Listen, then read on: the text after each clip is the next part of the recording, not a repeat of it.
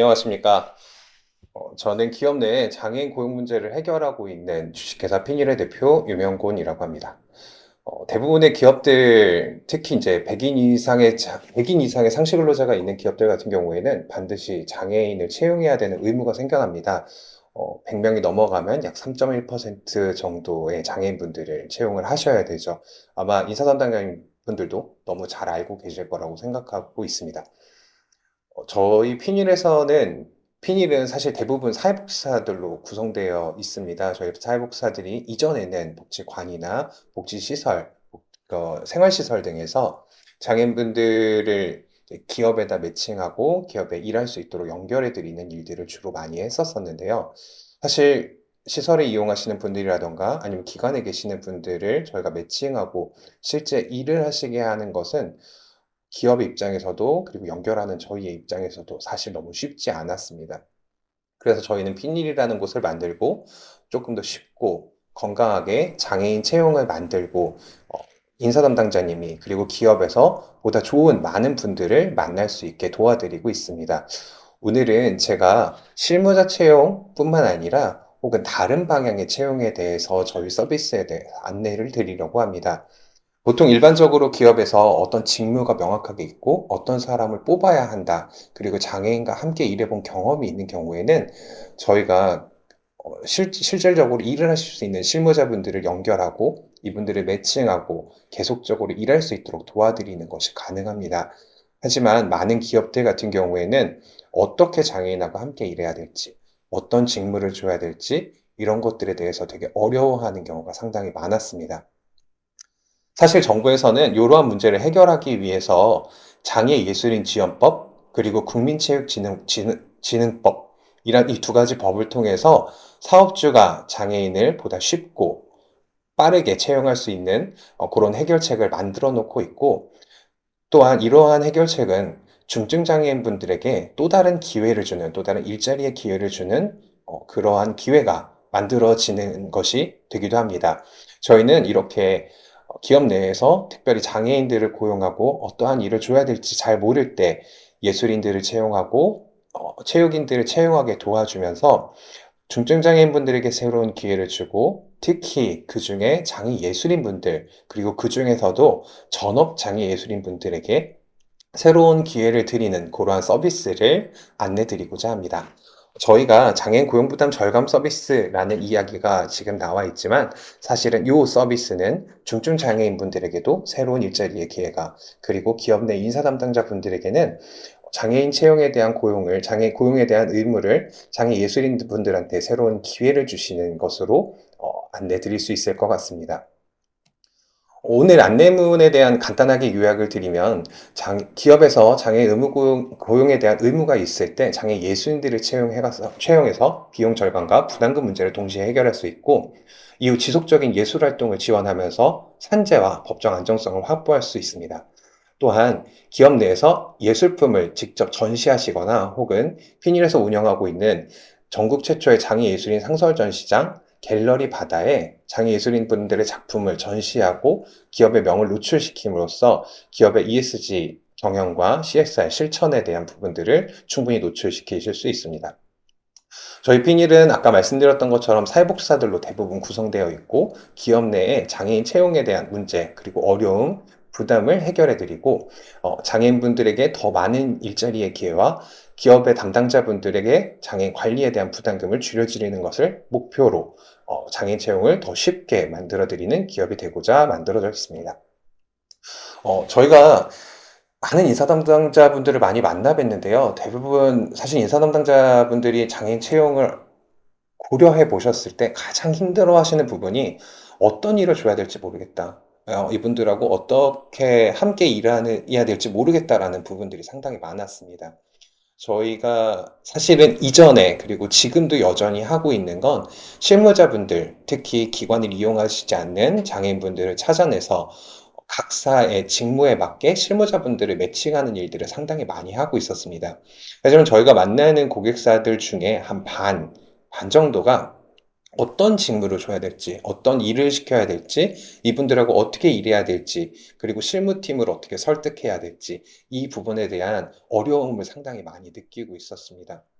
그래서 저희는 이러한 고객사 분들께서 장애인분들을 예술인으로 채용을 하시고 장애예술인 지원법을 통해 보다 안정적으로 장애인들을 채용하고 거기에 대한 부담을 줄이는 방향으로 저희 서비스를 제공을 하고 있습니다. 네, 중증장애 예술인으로 채용하시게 되면 기업 내 장애인 의무 고용에 대한 인원들을 중증장애 예술인으로 채용하시게 되면 중증장애 예술인분들에 대한 창작 활동을 지원하는 형태로 기업에서는 장애인분들을 고용하시게 됩니다. 기업은 저희가 실무자를 매칭할 때는 이분이 어떤 일을 하셔야 되고 얼마나 일을 하실 수 있고 그리고 그분이 실무자분들하고 얼마나 맞을지 다양한 부분들을 고려한 후에 면접을 보고 채용을 연결해 드렸지만 장애 예술인분들을 채용하시게 되면 그러한 과정들이 조금 더 축소되고 이분들의 창작 활동을 지원하는 형태로 채용이 되기 때문에 채용이 한 달 이내로 빠르게 해결이 될 수 있습니다. 또한 고용에 대한 의무 부분도 조금 더 빠르게 채용이 되시는 부분으로 기업 내에서 고려하시는 부분들이 조금 더 줄어들게 됩니다. 그래서 보다 쉽게 장애인을 채용할 수 있는 부분이 있을 뿐만 아니라 또한 거기에 더해서 장애인 고용에 대한 ESG 경영 달성을 진행하게 될 수 있습니다. 사실 장애 예술인 채용에 대한 부분과 장애 채용에 대한 부분은 배구 선수 김연경 선수의 채용과 동일한 형태의 채용입니다. 김연경 선수 같은 경우에는 흥국생명 소속으로 배구 선수 활동을 꾸준히 진행하고 있지만 사실 연봉이나 모든 것들은 흥국생명을 통해서 받고 있습니다. 그리고 모두가 알고 있죠. 김연경 선수는 흥국생명 소속이다. 네. 하지만 김연경 선수가 보험 상품을 판매하거나 그러진 않습니다. 장애 예술인 채용도 사실은 동일한 형태의 채용이라고 보시면 될 것 같습니다. 또한 장애 예술인 채용하시게 되면 저희가 상설 전시장을 통해서 고객사에 채용된 장애 예술인 분들이 보다 열정적으로 예술 활동을 할 수 있도록 도와드리고 또한 거기서 더 넘어가서 기업 내에 전시할 수 있는 공간 내에 작품들을 걸어놓고 많은 분들이 보실 수 있는 특히 매장이 있는 기업들 같은 경우엔 예술인 채용을 보다 적극적으로 도입하시고 활용하실 수 있다고 보실 것 같습니다. 사실 장애 예술인이라고 하면 어떤 작품들이 있는지 그리고 이분들이 어떤 활동을 하는지 너무 궁금하시거나 혹은 이분들의 작품은 어떤 작품이 있을까 이렇게 생각하실 수도 있는데요. 저희는 사실 장애 예술인 분들 중에 전업 예술인 분들을 많이 매칭을 하고 있습니다. 전업 예술인 분들 같은 경우에는 대부분 개인전을 많이 여시고 단체전 활동을 하시고 혹은 미술을 전공하신 후에 대학원이나 대학에서 미술 활동을 하시는 분들이 지속적으로 고퀄리티의 작품들을 만들어 주시고 그런 작품들이 보여지는 그리고 이런 분들이 지속적으로 창작 활동을 하실 수 있도록 기업에서 도와주시는 형태의 재택장애 예술인 분들이라고 보시면 될 것 같습니다. 보통 재택장애 예술인 분들을 채용하시게 되면 저희는 두 가지 형태의 장애 예술인 채용을 연결을 해드리고 있습니다. 장애 예술인 분들을 저희가 전업 예술인과 훈련 예술인으로 나누고 있습니다. 전업 예술인 같은 경우에는 주 5일에 재택으로 4시간 정도 근무하시게 되면 1년 동안 총 4개의 작품을 완성하시게 됩니다. 그 고용기간 동안에 만들어주신 작품의 경우에는 소유권은 작가님한테 있지만 기업은 고용기간 동안에 비독점적 사용권을 가지시게 됩니다. 그래서 작가님으로부터 작품을 대여하실 수 있고 사내에 전시하실 수 있고 더 나아가서 전시회에 참여하실 때 기업 내에 그 기업명을 노출하실 수가 있게 됩니다. 근데 사실 전부 다 전업장애 예술인 분들로 채우기는 어렵습니다. 특히 대량으로 채용하시게 때는요. 그럴 때는 대표 작가님 한 분을 두시고 거기에 훈련 예술인 분들을 매칭하셔서 조금 더 빠르고 쉽게 그리고 대표 작가님의 작품 몇 개만 전시를 하시고 그런 부분들로 장애인 채용을 해결해 나가실 수 있습니다.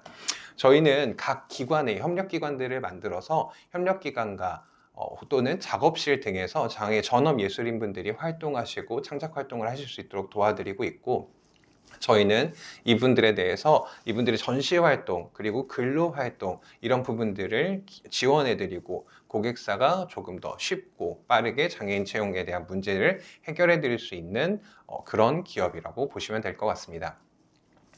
또한 저희는 장애예술인 분들을 위한 상설전 시장을 만들어서 장애예술인들을 위한 상설전 시장 내에 작품들이 계속해서 걸려 있고 기업이 어떤 장애인분들을 채용하시고 있고 어떠한 CSR 활동, 어떠한 ESG 경영을 실천하고 계시는지를 보다 많은 곳들에 노출될 수 있도록 도와드리고 있습니다. 저희는 거기서 더 나아가서 전업 작가님들과 훈련 예술인분들 같이 채용하시게 됐을 경우 전업 예술인분들이 훈련 예술인분들을 조금 더 예술적인 능력을 함양시키고 향상시킬 수 있는 프로그램을 동시에 진행을 하고 있습니다. 채용이 재택에서 진행이 되고 있기 때문에 전업 예술인분들은 본인들의 능력을 더 많이 사용하시고 근로기간 동안에 혹은 고용되어 있는 기간 동안에 함께 고용되어 있는 재택의 훈련 예술인분들을 예술인분들의 그림을 함께 봐주시고 이분들의 능력이 조금 더 향상될 수 있도록 도와주시는 역할을 많이 하고 계십니다. 사실 인사담당자나 기업에서 사실 기업은 수익을 바라보는 곳이기 때문에 복지관이 아니잖아요. 그래서 수익을 바라보시는 곳이기 때문에 도대체 이걸 도입하면 우리에게 주는 이익이 어느 정도나 될까, 그리고 얼마나 될까, 이런 것들을 고민하실 수 있게 되는데요. 요거는 저희 이제 상시근로자 406명제는 저희 고객사 중에 하나입니다. 고객사분들 중에 하나인데 보통 이제 부담금 경우가 여기가 이제 3억 정도 나오는 그런 기업이었고, 저희가 이제 장애 예술인 채용하면서 저희가 소요 비용을 한 1억 정도, 인건비랑 저희 수수료, 전시료 이제 이런 부분들까지 다 포함해서 한 1억 1천만 원 정도의 소요 비용이 들어가게 됩니다. 그러면 1년 이용하시는 저희 서비스 이용하셔서 장애 예술인 분들한테 새로운 기회를 만들어 주셨을 때 장애 예술인 분들도 지속적으로 급여가 가고 안정적인 생활을 하실 수 있게 되고, 더 나아가서 기업에서는 부담금을 거의 한 60% 이상 절감하는 효과를 같이 가져가시게 됩니다. 만약에 저희 통해서 장애인 채용을 진행을 하시게 된다면 저희는 장애예술인 모집하고 홍보하는 부분들에 대해서 고객사와 함께 만나고 컨설팅을 진행해 드리고, 거기에 따라 저희와 함께 계약을 하시게 되면 플랫폼 내로 어떻게 장애예술인 분들을 채용하려고 하고 어떤 식으로 우리 고객사가 요 ESG 실천을 하시는지에 대한 부분을 노출시켜 드린 이후에 장애인분들을 연결하고 매칭하고 장애인 고용에 대한 문제를 완전히 해결하실 수 있도록 도와드리고 있습니다. 저희는 현재 약 한 72개의 기업에게 143건 정도의 이제 실무자 또는 예술인 분들을 매칭하고 각 기업들의 장애인 고용 문제를 지속적으로 해결해 오고 있습니다. 저희가 장애인 예술인 분들을 매칭하는 것뿐만 아니라 e스포츠 선수, 장애인 체육 선수 등 다양한 직무에 다양한 자리들을 현재 매칭해 오고 있고, 또한 기업 내에 직무가 되게 명확하거나 어떤 분들과 함께 일하실 수 있는지에 대한 준비가 있으신 경우에는 저희가 저희 피니얼 홈페이지 내에 채용 공고도 올려드리고 포스터도 만들어 드려서 기업이 장애인 채용에 대해서 보다 쉽고 빠르고 되게 명확하게 장애인을 채용할 수 있는 방법을 쉽고 건강하게 해결해 드리고 있습니다. 언제든지 혹시 연락이 필요하시거나 상담이 필요하신 경우에는 피니얼 홈페이지에 저희 고객 문의 통해 가지고 남겨주시면 저희가 고객 상담과 함께 최대한 빠르게 함께 찾아봐서 어떠한 방향으로 채용을 생각하고 계시는지 상담도 진행해 드리고 거기에 대한 컨설팅 진행해 드리고, 컨설팅 비용은 무료입니다. 그래서 그렇게 진행을 해 드리고 있고요. 마지막으로 기고만장 베네핏이 있습니다. 저희 이제 협력사인 기고만장 통해 가지고 소개받아서 이제 저희 쪽으로 연락을 주셨을 때는 최초 한 명, 한 달 동안은 저희가 무료로 관리비 없이 이제 수수료 없이 장애인분들 매칭해 드리고 고용 문제를 좀 해결해 드리고 있습니다. 때문에 언제든지 신청하여 주시면 저희가 무상으로 컨설팅 진행해 드리고, 또한 첫 한 달은 한 명에 한해서 저희가 수수료 무료로 빠르게 도입하실 수 있는 방향을 저희가 함께 고민해 드리고 있으니, 영상 보시고 관심 있으신 분들은 언제든지 연락 주시면 저희가 친절하게 연락 드릴 수 있도록 하겠습니다. 감사합니다.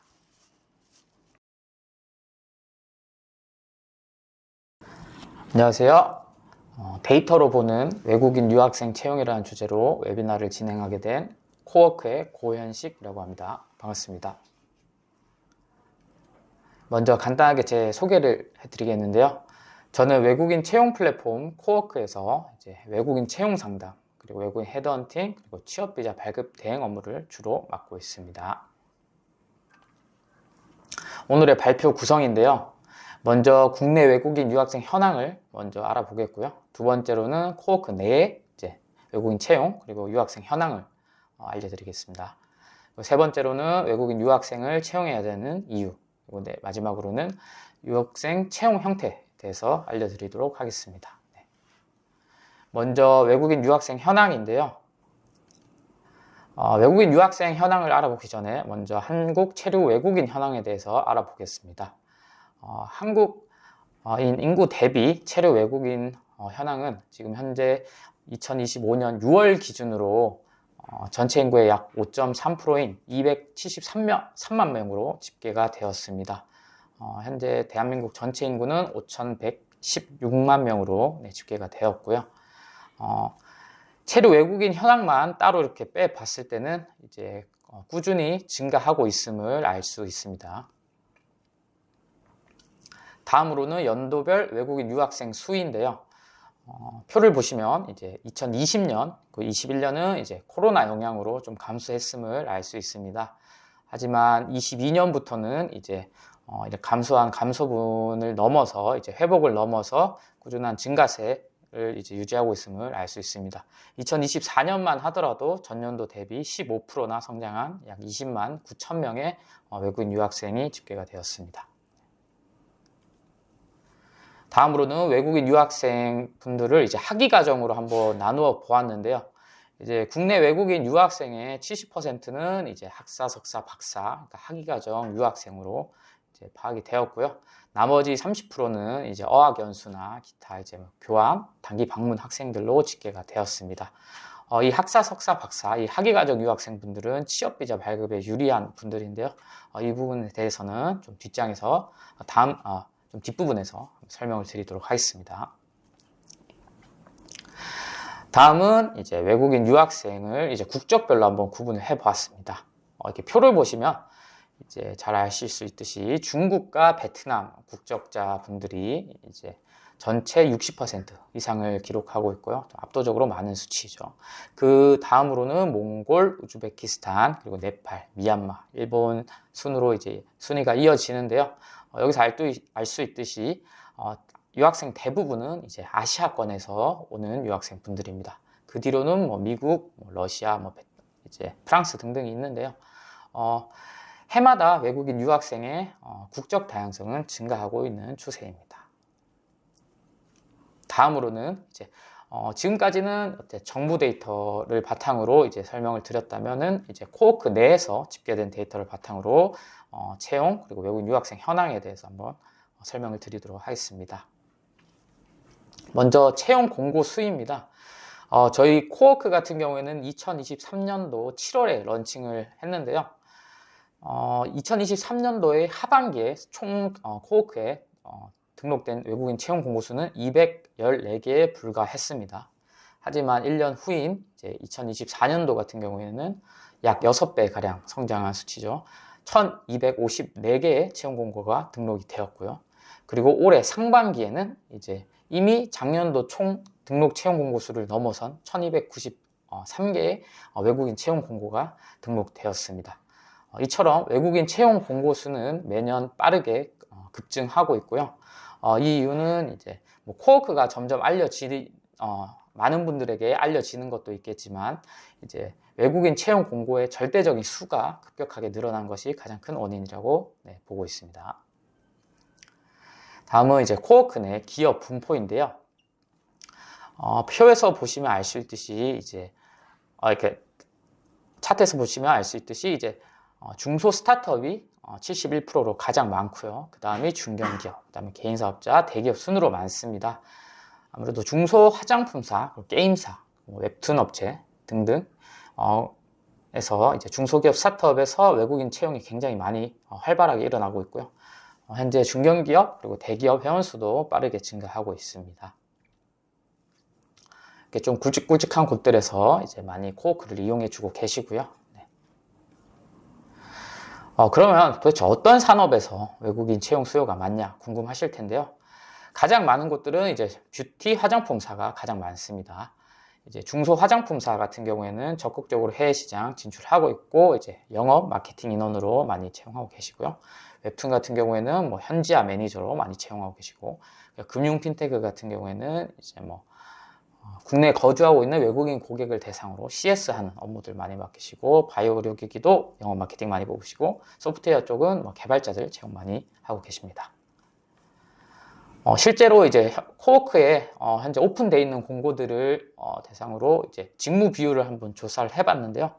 앞서 말씀드렸던 것처럼 이제 영업 마케팅이 가장 많고요. 그 다음이 콘텐츠 제작 디자인, 다음이 소프트웨어 개발, 통번역, 이제 CS 순으로 많았습니다. 콘텐츠 제작 디자인 같은 경우에는 사실 뭐 마케팅의 한 꼭지라고도 볼 수 있겠는데요. 중소 화장품사 같은 경우에는 인플루언서 마케팅 그리고 콘텐츠 마케팅을 굉장히 많이 진행하는데, 거기에 필요한 이제 뭐 홍보물이나 이런 것들을 제작하고 디자인하는 업무고요. 마케팅도 같이 겸업하는 경우가 많습니다. 다음은 이제 코워크 내 인재풀 현황에 대해서 좀 설명을 드리도록 하겠습니다. 코워크 같은 경우에는 총 54,000명의 이제 외국인 유저가 사용을 하고 계신데요. 이분들을 이제 거주지를 구분을 한번 나눠봤습니다. 국내에 거주하고 있는 외국인 유저분들이 약 35,000명으로 전체 56%를 차지하고, 그다음에 해외 거주 외국인 분들이 약 24,000명으로 총 44%의 비율을 차지하고 있습니다. 이처럼 코워크에는 이제 국내 거주, 해외 거주 인재풀이 좀 골고루 분포해 있습니다. 그리고 국내 거주 외국인 인재분들의 비자를 한번 조사해 봤는데요. 보시다시피 학위과정 유학생분들이 이제 가장 많습니다. 약 31% 정도 되고요. 두 번째로는 이제 구직 비자를 가지고 계신 분들인데요. 구직 비자분들은 아무래도 이제 학위과정에서 이제 전환하신 분들이 많으시겠죠. 그 다음엔 어학연수 D4 비자가 세 번째로 많았고요. 세 번째는 이제 결혼 이민 비자네요. F6 비자가 많았고, 그 네 번째로 어학연수 비자 분들이 많았습니다. 그 뒤로는 이제 해외 동포 분들 많았고, 뭐 E7 분들도 좀 계셨죠. E7 분들은 이미 취업 비자를 가지고 계신 분들이기 때문에 아마 이직을 원하시는 분들이겠죠. 다음으로는 코워크 유학생 유저분들의 국적을 한번 조사해 봤는데요. 보시면 이제 이건 시기마다 좀 달라질 수 있지만, 이건 2025년 7월 기준으로 한번 작성을 해 보았습니다. 가장 많은 곳은 이제 네팔로 이제 13% 기록하고 있고요. 그 다음이 우즈벡, 인도, 파키스탄, 그다음에 미국, 러시아, 몽골, 베트남 순으로 이어지는데요. 학부생들 국적은 굉장히 다양합니다. 총 182개국의 유저가 있고요. 하지만 특징적인 게 이제 인도, 파키스탄이 이제 좀 상위에 랭크되어 있는데요. 이곳은 여기서 온 분들은 주로 공학계열 대학원생들이 굉장히 많으십니다. 실제로 지방 소재 대학교에 있는 뭐 공대 연구실을 방문해 보시면 인도나 파키스탄에서 온 연구원 분들이 꼭 이제 그러니까 대학원생 분들이 꼭 한 분씩은 계실 겁니다. 외국인 유학생을 채용해야 되는 이유에 대해서 설명을 드리겠습니다. 왜 외국인 유학생을 채용해야 될까요? 이유는 크게 두 가지입니다. 첫 번째로는 생산 가능 인구 감소, 두 번째로는 다국어 역량이라고 할 수 있겠습니다. 먼저 생산 가능 인구 감소인데요. 표에서 보시면 알 수 있듯이 이제 대한민국 생산 가능 인구는 큰 폭으로 매해 감소하고 있습니다. 그렇기 때문에 뭐 인구 구조 변화라든지 가 우려되고, 그다음에 또 산업 경쟁력이나 이제 경제 성장 지속성이 좀 떨어지는 거 아니냐라는 이제 주장이 강하게 제기되고 있습니다. 이를 좀 지속하기 위해서는 산업 경쟁력을 유지하고 경제 성장성을 지속하기 위해서는 외국인 인력 도입이 필수적이다라고 많이들 말씀 주시고 계시고요. 그 인력들 대부분은 아마 외국인 유학생들로 채워지지 않을까 예상하고 있습니다. 보시면 2025년에 생산 가능 인구는 약 3,600만 명 정도 되는데요. 10년 뒤에는 이보다 11% 줄어든 3,200만 명 조금 안 되는 수치고요. 20년 뒤는 이제 지금보다 약 26%나 줄어든 약 2,660만 명 정도 되겠네요. 이렇게 생산 가능 인구가 감소하는 가장 큰 원인은 아무래도 출산율 감소이겠죠. 작년에 우리나라 이제 합계 출산율은 0.75명으로 OECD 꼴찌였고요. 그다음에 2020년 대비 2060년에 생산 가능 인구 변동률은 OECD 평균보다 압도적으로 좀 높은 수치죠. 43.3%를 기록을 했습니다.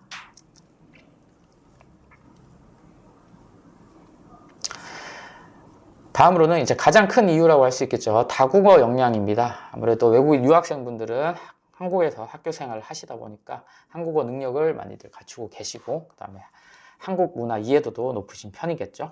그리고 모국어 또 영어도 되시는 분들이 많기 때문에 이제 현지에서 이제 소통을 하는 것과 그 다음에 현지 네트워크 구축에 굉장히 이점을 가지고 있습니다.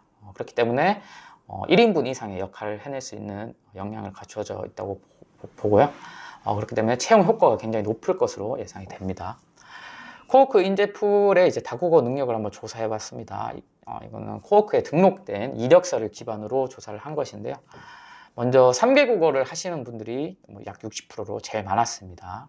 물론 개인마다 수준 차이는 있습니다. 두 번째로는 이제 2개 국어, 영어, 모국어 하시는 분들이 두 번째로 많았고요. 그 다음에 좀 놀랍게도 4개 국어 하시는 분들이 세 번째로 많았습니다. 한국어, 영어, 모국어, 기타 언어인데요. 보통 이제 중앙아시아에서 오신 분들은 이제 한국어, 영어, 모국어, 러시아어까지 되시는 분들이 많고요. 그 다음에 홍콩이라던가 아니면 중국계 동남아인 같은 경우도 한국어, 영어, 모국어, 중국어까지 되시는 분들이 많으십니다. 네. 그리고 한국어, 모국어만 되는 인재분들이 그 다음 순위인데요.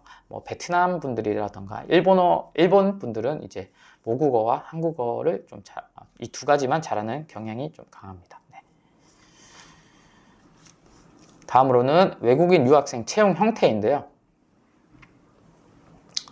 먼저 파트타이머, 아르바이트로 채용을 하실 수 있습니다. 그런데 외국인 유학생을 일반 기업체가 아르바이트로 채용이 가능하냐고 좀 의문을 가지실 수 있는데요. 좀 제한되긴 합니다. 사무 보조나 이제 통번역 보조 업무로만 이제 채용이 가능하십니다. 외국인 유학생분들은 이제 저런 파트타이머나 아르바이트로 일하려면 시간제 취업 허가라는 걸 받아야 되는데요.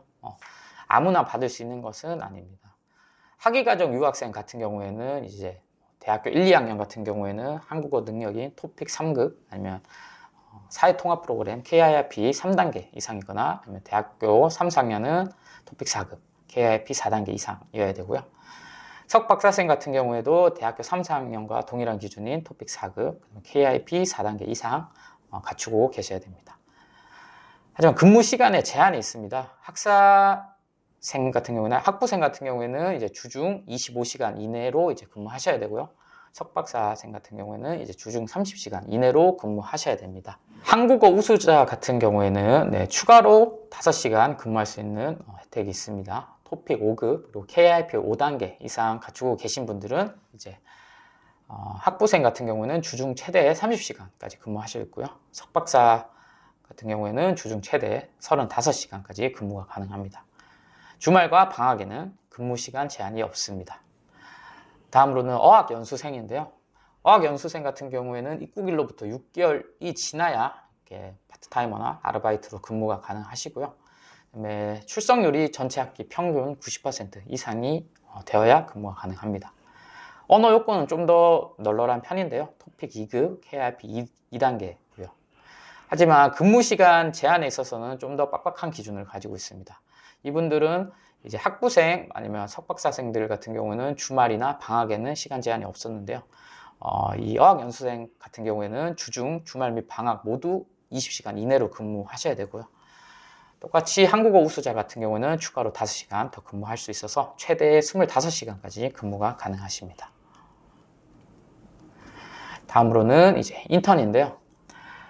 학위과정 유학생 같은 경우에는 방학 기간에 한정해서 인턴 근무가 가능합니다. 앞서 파트타이머, 아르바이트로는 이제 사무 보조나 통번역 보조로만 근무가 가능했었는데요. 인턴으로 근무할 경우에는 거기에 제한되지 않고 이제 일반적인 업무를 시키실 수 있습니다. 아르바이트 그리고 파트타이머와 같이 똑같이 이제 인턴 근무 시작 전에 사전 시간제 취업 허가가 필수적인데요. 자격 요건은 같습니다. 그리고 어학연수생은 방학 중 인턴십이 불가능합니다. 그리고 가장 흔한 방법인데요. 구직비자 전환 후에 인턴십을 하는 것입니다. 졸업 후에 구직비자로 전환이 가능하고요. 대신 주의할 점이 있습니다. D10, 그러니까 구직비자 신청 시에 졸업 예정 증명서는 사용이 불가능합니다. 그래서 졸업 전에는 이 D10 비자 받는 것이 불가능하고요. 반드시 이제 학위증, 졸업장으로만 신청이 가능하기 때문에 졸업 후에 이제 구직비자로 전환할 수 있다라고 설명을 드렸고요. 이 구직비자를 받은 후에는 이제 근무를 먼저 시작하시고 시작 후 15일 이내에만 이제 팩스로 출입국에 신고를 하시면은 인턴십 하는 데는 문제가 없고요. 한 곳당 최대 6개월까지 근무가 가능하십니다. 다음으로는 이제 취업비자를 발급해서 정규직, 계약직으로 채용하시는 건데요. 보통의 기업체에서는 아마 E7 원 코드로 아마 이제 채용을 하시게 될 것이고요.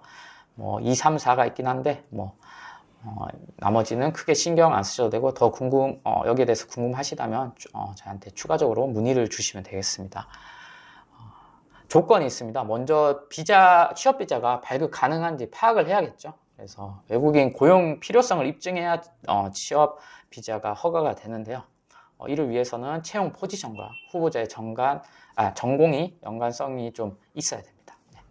두 번째로는 급여 요건인데요. 연 2,867만 원 이상의 급여를 지급해야 되고 월으로 환산했을 경우에는 239만 원 정도 되고요. 이거는 고정적으로 지급되는 급여가 이 정도 돼야 된다는 뜻입니다. 그래서 기본급이거나 아니면 기본급 플러스 고정수당이 월 239만 원 이상 되어야 된다는 얘기고요. 그다음에 식대를 여기에 포함하는 것은 불가능합니다. 취업비자 요건인데요. 학위과정 유학생 같은 경우에는 이제 매뉴얼 상으로는 고용의 필요성이 인정될 경우 전공 경력 요건 면제인데요. 근데 전공을 많이 보는 편입니다. 그리고 어학연수생 같은 경우에는 좀 더 까다로운데요. 이제 채용 포지션과 관련된 전공에서 석사 이상이거나 아니면 학사학위에 이제 1년 이상의 경력이 있어야 되고요. 이분들은 이제 학위증, 경력 증명서가 아무래도 해외에서 발급되기 때문에 이 공증 절차가 좀 까다로운 편입니다. 하지만 QS 500이, 그 다음에 타임즈 200이 세계대학 랭킹 이내의 대학을 졸업했을 경우에는 경력 요건이 면제됨을 좀 확인하시면 되고요. 이 취업비자가 한번 신청하면 그래서 체류 허가 기간이 어느 정도 되냐라고 많이들 궁금해 하시는데요. 이거는 오피셜한 건 아니고 저희 경험상으로 말씀드리는 건데 대기업은 최대 3년, 그리고 중견기업은 최대 2년, 중소 스타트업은 최대 1년까지 발급되는 것을 저희는 확인할 수 있었습니다. 마지막으로 이 취업비자 요건을 좀 하나하나 다 따지기에는 좀 어려울 거예요. 그래서 저희 코워크는 이를 좀 쉽게 해결하기 위해서 취업비자 발급 가능성 진단 기능을 출시를 했는데요. 저희 코워크에서 무료로 채용 공고 등록하시고 이제 홈페이지나 이메일 접수가 아닌 온라인 간편 접수로 이제 모집해 주시면은 이렇게 외국인 채용 가능성 진단을 이제 빠르게 알려주는 그런 기능을 가지고 있습니다. 한번 꼭 이용해 보시기 바랍니다. 네, 발표 이상으로 마치겠고요. 발표 내용 중 궁금한 내용이 있으시거나 아니면 외국인 채용 그리고 비자 관련해서 문의가 있으시면 연락처로 연락 주시면 감사하겠습니다. 네, 감사합니다.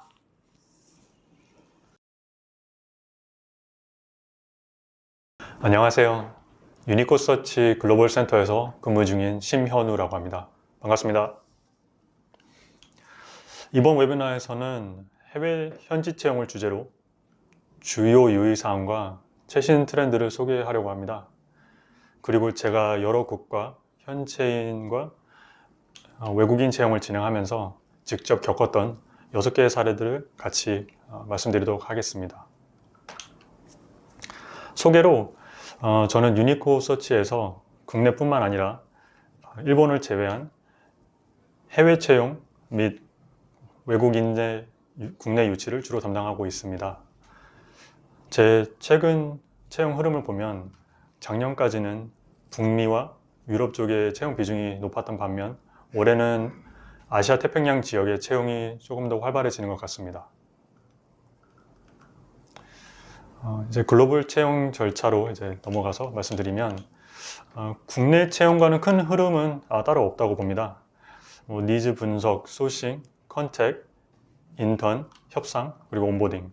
하지만 각 국가의 문화나 법률 차이를 고려하면 훨씬 더 섬세한 접근 방식이 필요하죠. Talent Acquisition 전략부터 온보딩까지 전 과정의 더 많은 부분들을 디테일하게 검토하고 관리를 해야 됩니다. 후보자의 컨택 같은 경우 저는 국가에 따라 좀 차이가 있지만 평균 40분에서 50분 정도 투자를 하는 것 같습니다. 후보자에게 기업 비전, 글로벌 확장 방향, 미션 공유, 그다음에 핵심 가치 등 상세히 설명해서 관심을 유도하고요. 직무의 구체적인 역할, 기대치, 그리고 달성해야 될 목표까지 같이 안내를 하는 편입니다. 그리고 가장 핵심인 연봉 등에 대해서도 같이 좀 많이 얘기를 하는 편인데, 이 통화를 위해서, 콜을 위해서 미리 연봉이랑 그다음에 패키지를 공유하면서 후보자의 기대치, 관심도, 그다음에 역량 등을 같이 함께 파악합니다. 네, 이제 유의사항에 대해서 말씀드리겠습니다. 5가지의 핵심 포인트가 있고요. 가장 먼저 명확한 직무 정의 및 핵심 역량의 구체화입니다. 노동법이 강한 국가에서는 JD가 근로계약의 일부로 간주되기 때문에 간주될 수 있기 때문에 현직 규정과 관행을 파악하고 역할 등을 명확하게 설정을 해야 됩니다. 많은 외국 기업 엔지니어 JD 같은 경우 장시간 고된 업무 또는 일정 무게를 들고 날려야 되는 상황이 발생할 수 있다는 것을 또 JD에 명시하는 국가가 있고요. 다음으로는 법무 프로세스, HR 프로세스 숙제 및 체계화입니다. 국가별 고용 및 계약 형태 요건을 확인하는 거죠.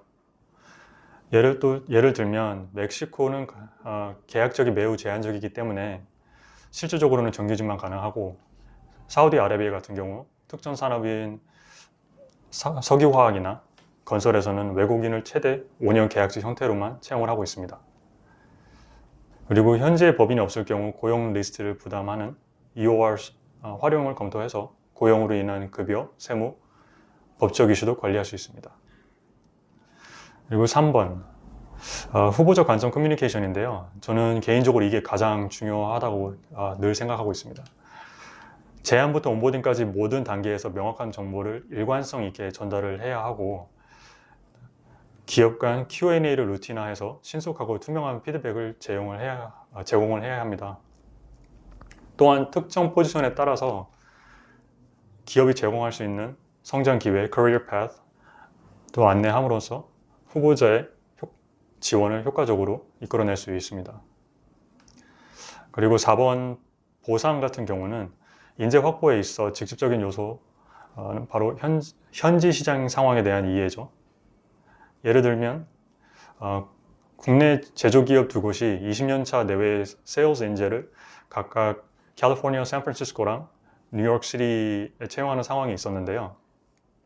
하지만 각 지역의 물가를 고려했을 때 연봉 버젯 10만 달러에서 12만 달러로는 산업군에 비해 현저히 낮은 수준으로 잘 진행되지 않았습니다.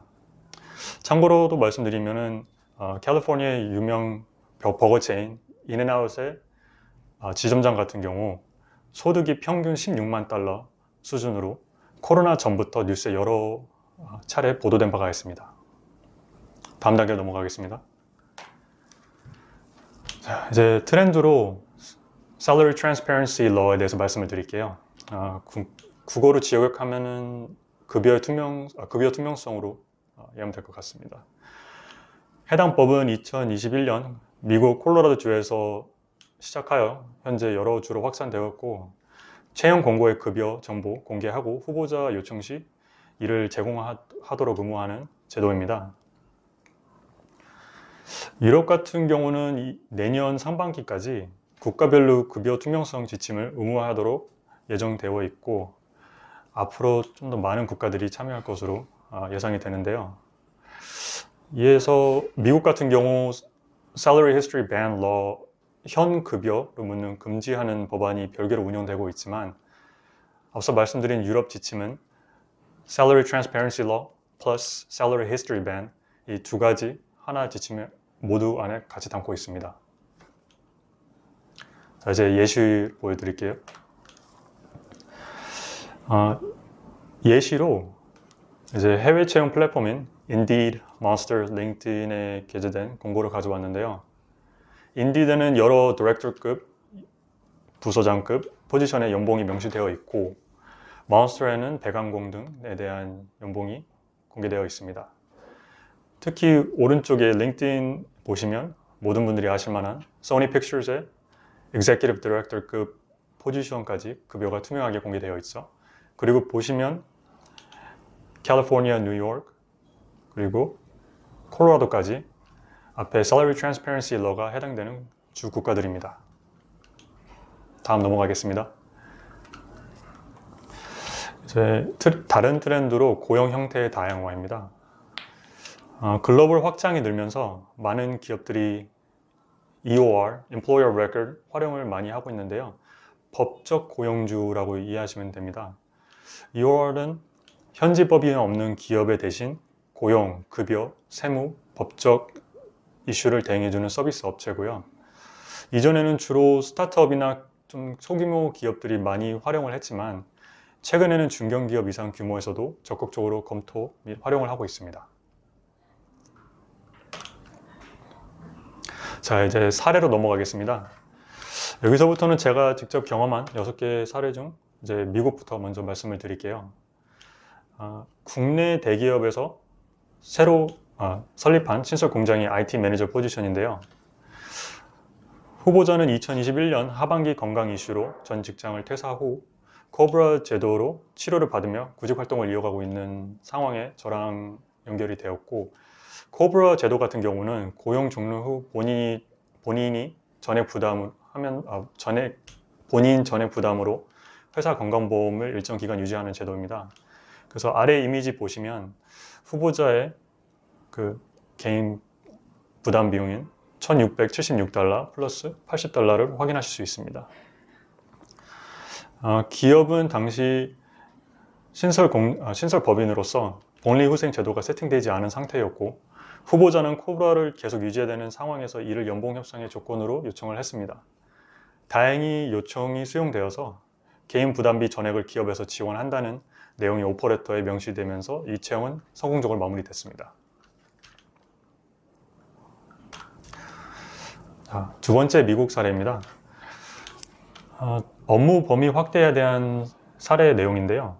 처음에는 미국 내 소규모 사무실의 영업 총괄 법인장 채용권으로 국내 기업이 새로 현지에 인수한 생산 기업과 협력을 통해 미국 시장 확장을 주 업무로 하는 롤이었습니다. 하지만 최종 면접 이후 해당 포지션의 업무 범위가 기존 소규모 법인장 역할을 넘은 약 40명 규모의 영업 조직을 통합 관리하는 방향으로 확장되었죠.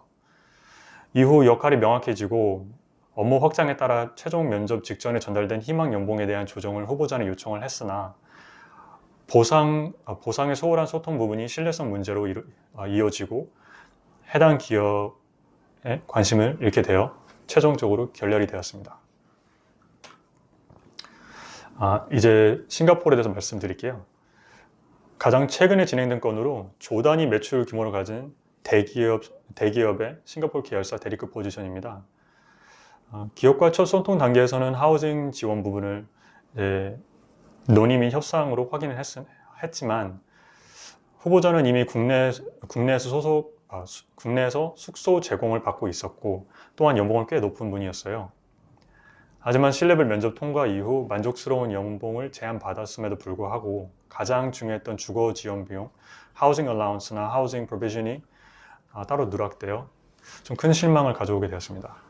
그래서 한 번 더 하우징 부분에 대해서 저희가 논의를 요청했지만 기업에서는 이를 지원이 없다고 하는 바람에 후보자는 결국 오퍼를 고사하게 됐습니다.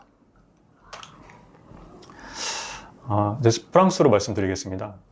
이번 사례는 싱가포르처럼 하우징 이슈가 메인이었던 채용권이었는데요.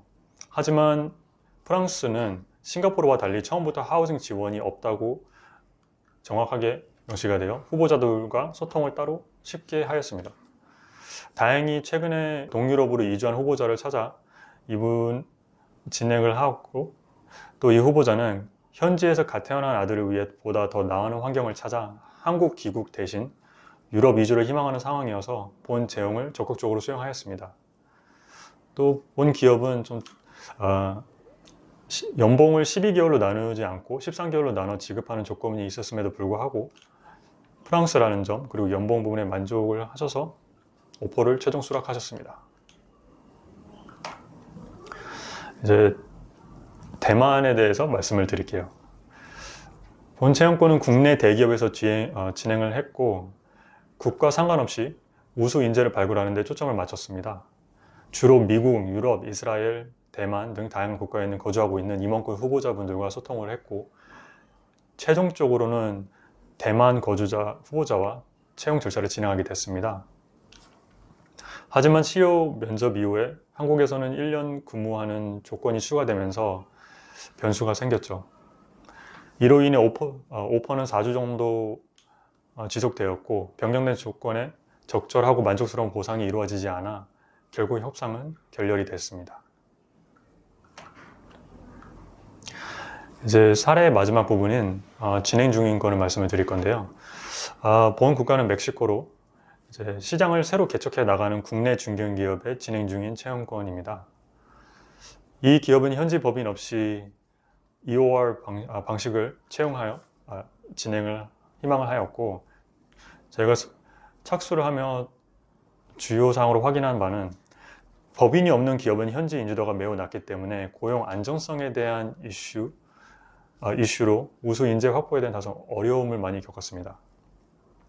그리고 국내 일부 규모에서만 지급되는 PS Profit Sharing 제도가 멕시코에서는 법적 의무화되어 크리스마스 보너스랑 같이 매년 지급되고 있습니다. 물론 KPI 성과급은 별도로 지급되고요. 이처럼 멕시코와 같이 독특한 근로법을 가진 시장에서는 단순한 인재 발굴을 넘어 현지 벽기와 인재 심리를 깊이 이해하고 대응하는 것이 성공적인 채용의 핵심으로 보입니다. 자, 이제 랩업 하면서 채용 전략은 JD 명확화, 그 다음에 현지화된 보상 설계, 법적 요건 검토고요. 커뮤니케이션홀은 앞서 말씀드린 사례처럼 일관된 정보 전달이 핵심입니다. 중간에 조건이 변경되거나 추가되면 후보자들이 관심을 많이 잃게 되고 최종적으로 인재 확보에 대한 이슈가 생길 수가 있죠. 그리고 국가별 고용 형태에 대해서는 on-site, remote, EOR 등 각 기업 상황에 맞는 방식을 선택하셔서 진행하시면 될 것 같습니다. 온보딩 리텐션 같은 경우 구체적인 절차, 계획, 단순 근전적 보상 외에 회사 내에서 성장할 수 있는 기회를 후보자한테 제공하는 게 인재 확보를 하는 데 큰 기여가 될 것 같습니다. 자, 이제 현지 채용 관련된 제 발표를 마무리하겠습니다. 감사합니다.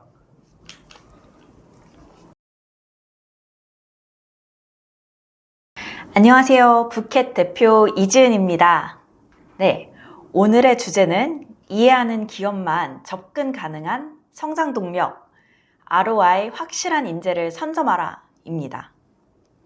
여러분, 오늘 하루에만 국내에서 약 400억 원이 인건비로 쓰입니다. 그리고 그 비용은 매해 오르고 있습니다. 그런데 그 돈이 진짜 ROI로 연결되고 있을까요? 이 질문에서 오늘의 이야기가 시작됩니다. 저는 이 일을 하면서 서울대 경영학과 글로벌 컨설팅사 출신 15년 차 마케팅 전문가 등 정말 뛰어난 사람들을 수없이 만났습니다. 그들의 공통점이 있습니다. 뭘까요? 맞춰보세요.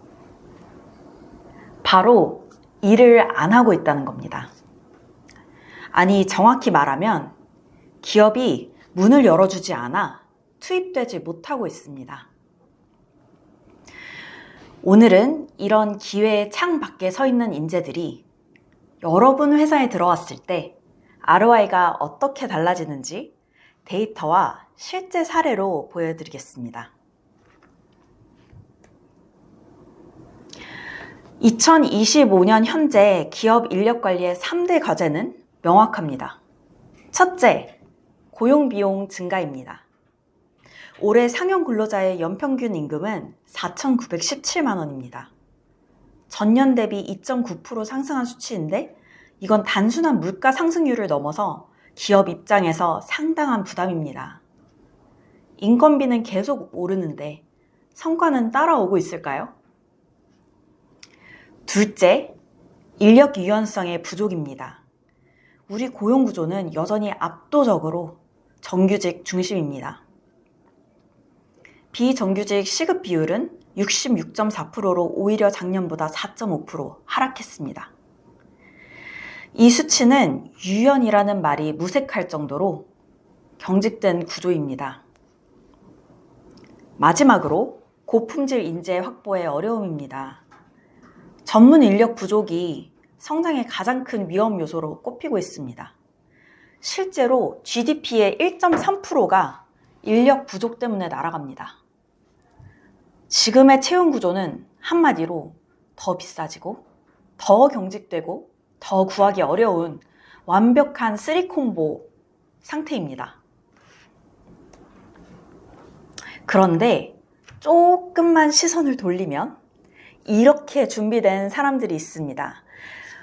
저희 인재풀에서 조금 다양하게 뽑아봤는데요. 서울대 GMB 삼성전자 전략마케팅, 방송국 편성 PD 출신 국회의원실 정책비서실 출신, 연세대 경영 프론트엔드 개발자, 하이피스트 하이골프 전 시니어 디렉터, 구찌코리아 과장, 맥쿼리 기업금융 매니저, 성형외과 홍보 마케팅 10년, 포스코 인터내셔널 해외 영업, MIT MBA 글로벌 경영 컨설팅 출신, 카라츠 애니메이션 전공, 콘텐츠 마케팅 PD 출신까지 정말 다양한 인재들이 있습니다. 이분들은 마치 주차장에 있는 시동 안 걸린 페라리와도 같습니다. 연료도 가득하고 엔진도 완벽한데 문만 열어주면 바로 달릴 준비가 되어 있습니다. 부켓은 여러분께 두 카드를 소개합니다. 둘 다 빠르고 깊게 인재를 쓰는 방법이지만 방식은 다릅니다. 한 가지는 채용형 모델이고 두 번째는 프로젝트형 모델입니다. 프로젝트형은 부켓이 외주 대행 업체처럼 전체 프로젝트를 맡는 구조입니다. 기업이 부켓에 프로젝트를 의뢰하면 부켓이 경력 있는 PM, 프로젝트 매니저와 인재풀을 기반으로 TF팀을 구성합니다. 이 팀이 처음부터 끝까지 프로젝트를 설계하고 실행하며 기업은 결과만 받아보면 됩니다. 다시 말하면 기획, 실행 관리까지 전 과정을 대행하고 단기간에 목표 성과를 달성합니다. 그리고 기업은 계약 종료 후 부담이 없습니다. 또 다시 의뢰를 하시지 않는 이상이요. 즉, 프로젝트형은 완전체 특공대입니다. 목표를 주면 팀이 꾸려지고 성과를 만들어내고 깔끔하게 빠집니다. 부켓은 이 두 방식을 상황에 맞게 꺼내 ROI를 가장 높이는 조합을 만들어냅니다. 한마디로 정규직보다 빠르고 외주보다 깊게 들어갑니다. 저희가 성공 사례들을 조금 말씀을 드릴 건데요. 브랜드 A의 성공 사례입니다. 먼저 채용형 사례고요. 브랜드 A는 디자이너가 필요했는데 정규직을 뽑기엔 고정비 부담이 컸습니다. 그래서 부켓을 통해 코어 타임 집중 근무로 근무 시간을 짧게 성과는 크게 낼 수 있는 고경력 여성 인재를 채용했습니다. 그 결과 콘텐츠 전환율은 2배 상승하고요. 월 수수료 대비 성과는 정규직보다 빠르고 유연했습니다. 한마디로 매출과 감도를 둘 다 잡은 거죠. 두 번째는 브랜드 B의 프로젝트형 성공 사례입니다. 브랜드 B는 3개월 마케팅 프로젝트를 진행해야 됐는데 내부 카파로는 조금 어려웠습니다. 그래서 부켓이 프로젝트를 맡아서 SNS 콘텐츠 제작, 온오프라인 기획, 고객 전환율 개선까지 전 과정을 수행했습니다. 성과는 숫자로 말합니다. 캠페인당 비용이 30% 절감되었고요. 전환율은 50% 상승했습니다. 즉, 채용 부담 없이 단기간에 브랜드 이미지를 올리고 매출까지 끌어올린 케이스입니다. 그리고 여기 화면에는 없지만 저희가 한 중고 거래 업체의 플리마켓 프로젝트를 맡았었는데요. 부켓이 맡기 전까지는 15만 명 이상 팔로워 계정과 콜라보를 해서 만들었던 하루 최대 매출이 6천만 원이었습니다. 그런데 저희가 프로젝트를 맡아서 부켓에 감각 있는 엄마 인재들이 투입돼서 TF를 만들어서 경험 설계부터 기획 현장 운영까지 완전히 새롭게 만들었어요. 그래서 결과는요, 하루 매출을 2억 2천을 찍었습니다. 무려 3.6배 성장을 했는데요. 저희가 감각 있는 엄마들이라면 확실히 다르다, 엣지 있다라는 것을 보여준 사례인 것 같습니다. 이 외에도 총 27홀 샷건 골프 대회도 대행해서 진행한 바 있고요. 220명의 참가자 관리와 인플루언서 섭외, 스폰서 구하기, 이벤트, F&B까지 저희가 A to Z까지 성공적으로 만들어낸 사례도 있습니다. 부켓의 엄마들은 고객의 마음을 읽고 현장에서 반응을 만드는 능력이 있습니다. 그게 부켓의 경쟁력입니다. 해외는 이미 이 방식을 전략화했습니다. 프로젝트 기반 운영을 하면 고정비를 30%까지 줄일 수 있다고 합니다. 15% 수익성이 증가하고요. 유연인재 운영이 실제로 기업의 수익성을 2자릿수 이상 끌어올렸다고 합니다. 그리고 고용 유연성이 높은 기업은 5년간 수익률이 12% 증가했다고 합니다. 미국에는 저희와 유사한 서비스가 있는데요. 맘 프로젝트라고 해요. 이 맘 프로젝트는 몇 해 전 3천억 원에 가까운 투자금을 유치했고 메타, 에어비앤비, 액센추어 같은 그런 글로벌 기업의 여성 인재를 성공적으로 연결을 하고 있습니다. 이미 글로벌에서는 경력 있는 여성 인재 그리고 유연한 고용 방식이 새로운 시장을 만들고 투자까지 빨아들이고 있습니다. 부켓은 한국 시장에 특화된 모델입니다. 미국 대기업들은 이미 엄마 인재를 경영의 핵심 드라이버로 활용하고 있습니다. 이건 트렌드가 아니라 성공 공식입니다. 지금 보시는 이 카드들의 인재들은 지금 부켓과 함께하고 있는 인재들입니다. 예를 들어 전 3일 회계법인 출신의 인재는 하루 딱 2시간만 유연근무로 재무 업무를 맡고 있습니다. 필요한 순간에만 들어와서 그 시간 안에 일을 끝내고요. 뷰티 업계 쪽에는 전 아모레퍼시픽 출신 인재가 있습니다. 하루 6시간 유연근무로 뷰티 관련 TF 프로젝트를 리딩하고 부켓 채널의 영업 전략을 직접 세우고 실행까지 합니다. 컨텐츠와 커뮤니케이션은 전 삼성물산 출신 인재가 담당합니다. 하루에 4시간 저희가 미는 텐트2 콘텐츠 기획부터 인스타그램 커뮤니케이션 채널까지 브랜드의 목소리를 만들고 있고요. 그리고 전 밀키트 스타트업 대표가 역시 하루 4시간 F&B TF 프로젝트를 리딩을 하며 저희 CS 전문가와 함께 채용 프로세스와 인재풀 관리까지 맡고 있습니다. 이 외에도 청와대 출신의 인재, 말씀드린 CS 전문가 등 부켓은 이 인재들을 통해서 정말 새로운 동력과 기회를 끊임없이 수혈받고 있습니다. 왜 지금 부켓이어야 하는가? 부켓은 이 두 점을 연결하는 선입니다. 왼쪽에는 잠재력을 가진 인재들이, 오른쪽에는 성장을 원하는 인재들이 있습니다.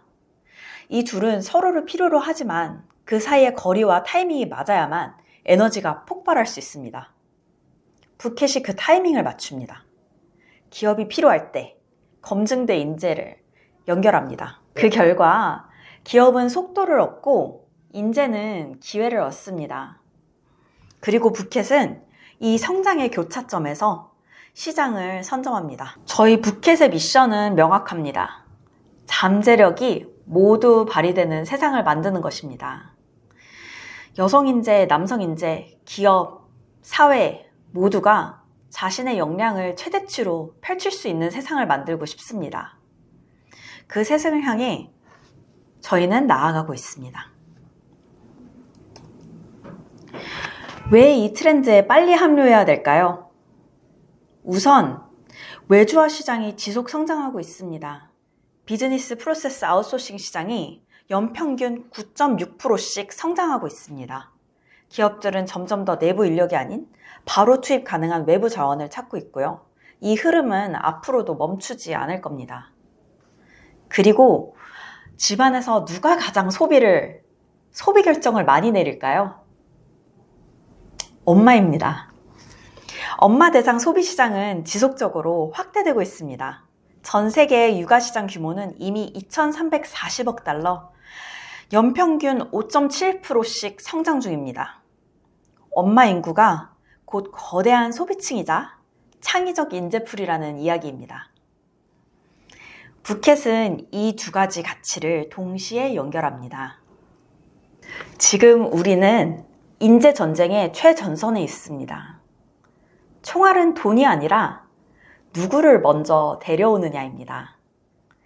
부켓은 여러분이 이 전쟁에서 가장 빠르게, 가장 정확하게 이길 수 있도록 설계합니다. ROI 확실한 인재, 바로 여러분 앞에 있습니다.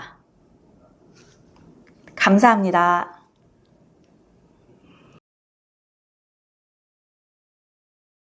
안녕하세요. AI와 일하는 시대에 인재전쟁 어떻게 대비할 것인가 라는 주제로 여러분과 이야기를 나누게 된 플렉스업 대표 임태은입니다. 저희 아시다시피 정말 이제 인구 감소와 저출산이 가속화되면서 세계 각국은 한정된 인재로 다양한 전략을 통해서 우수한 인재를 확보하기 위해 치열한 경쟁에 도입을 했어요. 저출산도 급속한 고령화 이제 이런 것들이 여러 가지 우리가 이제 인재를 어떻게 확보할 것인가라는 거에 대해서 이제 국경을 넘어가면서 경쟁에 돌입됐는데요. 여러분들도 이렇게 보시면 국가 간의 경쟁, 우리는 잘 모르고 계신 분도 계시지만 국가 간의 경쟁은 이미 시작이 됐고, 이제 이런 것들이 디지털 노마드라던가 이제 국경을 좀 왔다 갔다 하면서 일하시는 분들, 이런 분들에게 좀 다양한 혜택, 세금 혜택을 떠나서 또 비자 같은 거라던가 이런 것들에 대해서 굉장히 다양한 혜택들을 제공하고 있고, 점점 더 굉장히 좋은 조건으로 제안을 하고 있습니다. 근데 계속 이렇게 다른 나라를 다닐 수는 없잖아요. 그래서 이제 본인의 나라에서 글로벌 리모트로 일하는 어떤 이런 잡들이 평균 한 3배 정도 지금 코로나가 끝나고도 증가하고 있고, 그리고 뭐 우리가 생각하기에는 뭐 그냥 뭐 개발자라던가 뭐 이런 디자이너다라고 이런 직군에만 한정되어 있지 않을까라고 생각하고 있지만, 이제 이게 링크드인에서 나온 자료인데, 링크드인 자료를 보시면 거의 전 직군에서 이제 굉장히 빠르게 원격 포지션들로 다양화가 되어가고 있습니다. 그리고 우리 이제 최근에 이제 사회로 나오고 있는 Z세대들은 45%, 29% 하이브리드 워크 원한다는 29%까지 합치면 한 74%가 매일 출근하는 것보다 가끔 출근하거나 출근하지 않는 형태를 선호하고 있다는 걸 저희가 알 수 있어요. 근데 뭐 우리가 원해도 기업한테 좋은 게 없다면 기업이 굳이 그걸 할 이유가 없고, 그렇기 때문에 지금 이제 뭐 사실 코로나 끝나고 복귀하고 있는 기업들도 많은데요. 근데 그거는 이제 꼭 뭐 원격이 좋다, 나쁘다라고 말할 수는 없고, 이제 원격 리모트 워크를 통해서 얻는 그 혜택이나 베네핏을 더 누리고자 하는 기업들은 이제 그것을 계속 선택해서 갈 수 있다고 생각합니다. 그래서 이제 실리콘밸리는 해외 기업에서 이제 왜 리모트 워크를 계속 지속하느냐, 이분은 이제 김랩이라는 회사의 CEO인데, 저희가 코로나 때도 이분 인터뷰를 굉장히 많이 이제 있었습니다. 그때 이분이 하신 게 최고의 인재가 모이기 때문에 나는 이것을 코로나 이전부터 그리고 코로나 끝나고 나서도 계속 지속하고 있다라고 대답을 하셨죠. 그럼 정말 그렇게 모일까? 저도 이제 궁금해서 좀 노마드들이 모이거나 꼭 노마드가 아니더라도 그냥 정규직으로 일하는 직원들을 저희가 워케이션이나 다양한 어떤 이벤트들을 통해서 저희가 만날 수 있는 기회가 있었고, 저희 채용 사이트로 또 오셔서 등록하시는 분들이 계셨는데, 그런 분들을 만나게 되면은 국내에서 일하시다가 정말 싱가포르 블록체인 회사로 가신 분들, 삼성 가시다가 김랩으로 옮기신 분들, 실리콘밸리 있다가 일본 스타트업으로 옮기신 분들 계셨어요. 근데 그분들의 이유는 다 하나였습니다. 그러니까 리모트 워크로 일하게 해준다라는 거, 그것이 자유롭게 일하고 나에게 뭔가 좀 더 자유를 준다라는 거였어요. 근데 그러면 정말 리모트 워크를 한다고 하면은 좋은 사람이 올까? 라는 거에 대한 아마 고민이 되실 거예요. 근데 저희가 이제 채용을 해보고 그다음에 또 여러 가지 데이터들을 봤을 때 우리가 채용이 어려운 이유들이 있습니다. 연봉 맞추기가 어려운 거, 뭐 경력자 지원이 잘 안 된다라던가, 회사 소재가 지방에 있거나, 제가 반 케이스에서는 지방에 있거나 또 뭐 단기적으로 육아휴직을 대체한다라던가, 이런 직군 같은 경우는 굉장히 채용이 어렵습니다. 이제 그런 경우에는 리모트로 채용 시는 뭐 저희 케이스 같은 경우 이제 대구에 있는 기업에서 서울에 있는 이제 디자이너를 채용을 한다라던가 마케터를 채용한다라던가 뭐 이런 것들이 굉장히 자유롭게 일어날 수 있고, 그다음에 어떤 서울에서 또 지방에 계신 분들을 이제 채용할 때는 이제 그 지방에 맞게 조금 연봉을 좀 조정해서 서울처럼 굉장히 비싸지 않게, 이제 미국에서도 지금 그런 일들이 일어나고 있거든요. 뭐 그런 경제적인 효과를 기업에서는 누릴 수 있고, 그다음에 그러다 보니까 이제 지원자들이 굉장히 많이 늘고, 그래서 이제 좋은 사람을 만날 수 있는 기회가 늘어나고, 그다음에 시간제 채용도 좀 가능합니다. 이제 출근을 안 시켜도 되기 때문에 뭐 4시간만 일을 한다라던가, 개인 입장에서도 4시간짜리를 2회사를 일한다라던가, 이런 여러 가지 좀 다양성이 이제 가능해지기 때문에 우수한 인재 접근성이 증가하고, 유연한 채용 증가로 인해서 회사에서도 비용 부담이라던가, 뭐 굉장히 C레벨이라던가 시니어들이라던가 이런 비싼 분들을 채용할 수 있는 다양한 포맷들이 가능해집니다. 그래서 우수한 인재를 채용할 수 있다고 이제 이렇게 리모트 워크를 하고 있는 기업들은 그렇게 얘기하고 있고, 저희 데이터로도 한 지원자 리모트가 아니라 뭐 리모트 하루 이틀이라도 해준다. 요즘 근데 그건 아실 거예요. 재택근무로 막 하루 이틀이라도 이제 뭐 가능하냐라고 인터뷰도 굉장히 많이 물어보는데, 이제 그렇게 되는 경우에 지원자 수가 한 3배 정도 늘어나고요. 그다음에 그냥 지원자만 많이 늘어나는 게 중요한 게 아니잖아요. 이제 좋은 사람들이 오느냐, 우리 회사에 맞는 사람들이 오느냐인데, 분야별로 좀 더 우수한 인재 지원율도 한 30% 증가하는 걸 저희가 볼 수 있었고, 채용 기간도 뭐 빠르게는 1개월, 빠르게는 3개월, 뭐 6개월씩 채용 못했던 분들이 뭐 지방 소재라던가 실리콘밸리에 이제 계신 기업에서 한국인을 이제 저희 채용 플랫폼 통해서 채용을 하시기도 했는데요. 이제 그런 경우는 굉장히 이제 어디서 사람을 구해야 되나 어려운 경우에 굉장히 빠르게 채용을 할 수 있는 그런 기회가 있었습니다. 근데 또 특이한 거는요. 보통 기업에서는 리모트로 일을 하면 레스 워크를 하지 않을까라는 보통 다들 이렇게 생각을 합니다. 일을 하지 않을까라고 생각을 하지 않지만, 물론 뭐 유용하거나 그거를 좀 잘못되게 활용하시는 분들도 가끔 있으시지만, 저희가 만나본 사람이랑 저희 플랫폼에 있는 분들이랑 인터뷰를 해봤을 때는 성과주의 인재들이 굉장히 더 원격 근무를 선호하는 경향이 있습니다. 왜냐하면 왼쪽에 있는 거는 다른 쪽에서 이제 리서치를 했던 데이터고, 오른쪽은 이제 저희 쪽에서 한 데이터인데, 왜냐하면 이제 그들은 회사에 나가지 않아도 내가 성과를 낼 수 있다라는 자신감이 있기 때문에 더 그거를 요구하는 것 같아요. 그래서 기업에서 생각하는 거와 좀 더 반대로 좀 더 유능한 친구들이 이쪽에 대한 요구사항이 높다라고 보실 수 있고, 그래서 레스워크라기보다는 리모트 워크에 대해서 코로나 때도 많이 이제 발표한 걸 보면 일을 더 많이 한다고 나오거든요. 그래서 왜냐하면 이제 성과주의 인재들을 채용했을 때 이제 그런 일이 일어나는 거죠. 그러다 보니까 지금 저희 나라의 탑티어라던가 이제 뭐 언어가 되시는 분들은 지금 해외 리모트 기업으로 이동하시는 분들도 저희는 볼 수 있고요. 그다음에 그리고 이제 오른쪽에 보시면 해외에 있는 리모트 채용 플랫폼이 굉장히 많이 있습니다. 그리고 오른쪽에는 약간 정규직을 메인으로 하고 하는 이제 리모트 채용 플랫폼이고, 오른쪽에는 이제 프리랜서를 주로 뽑는 채용 플랫폼인데 거의 다 리모트로 일을 하죠. 그래서 이런 것들이 이미 굉장히 해외에서는 물론 돌아와라 뭐 이런 기업들도 있지만, 하지만 이것들은 사실 코로나 이전에 이미 이들에게는 좀 많이 일하는 어떤 형태로서 많이 자리 잡아 있었던 상황이에요. 그래서 이 사이트들이 뭐 코로나 때 생긴 사이트들이 아니라 다 10년, 15년 된 사이트들입니다. 그리고 이 사이트에 가서 이제 보셨을 때도 직군들도 굉장히 다양합니다. 직군들도 지금 보시면 커스터머, 파이낸스도 보이고, 오퍼레이션도 보이고, 뭐, 커스터머 서비스도 보이죠. 그리고 타이틀도 뭐, 단순직, 뭐, 이렇게 낮은 직군일 것 같지만, 이제 보시면 의외로 매니저도 많고, C레벨도 많습니다. C레벨도 21%가 지금 보이고 있고요. 그리고, 인플로이먼트 스테이터스를 봤을 때도 뭔가 파트타임이나 단기직이 많을 것 같지만, 의외로 정규직도 많이 리모트로 채용을 하고 있습니다. 이게 코로나 때 데이터가 아닙니다. 끝나고의 데이터고요. 그리고 또 제가 오전에 앞에 말씀드렸듯이, 이렇게 4시간 정규직, 그러니까 정규직이다 하더라도 좀 더 유연하게, C레벨 같은 경우에는 아니면 아주 시니어라던가, 우리는 조직이 작아서, 이렇게 8시간 필요 없다라고 하면은 4시간, 2시간, 3시간 이렇게 쪼개서 쓸 수 있는 그런 게 가능하죠. 근데 이제 작은 시간을 쓰려고 하면서 출근시키는 거 굉장히 부담스럽고, 구직자들도 원하지 않기 때문에 그런 형태로 변화가 어렵습니다. 근데 이제 리모트로 일을 하게 되면 이제 이렇게 다양하게 채용이 이제 가능해진다.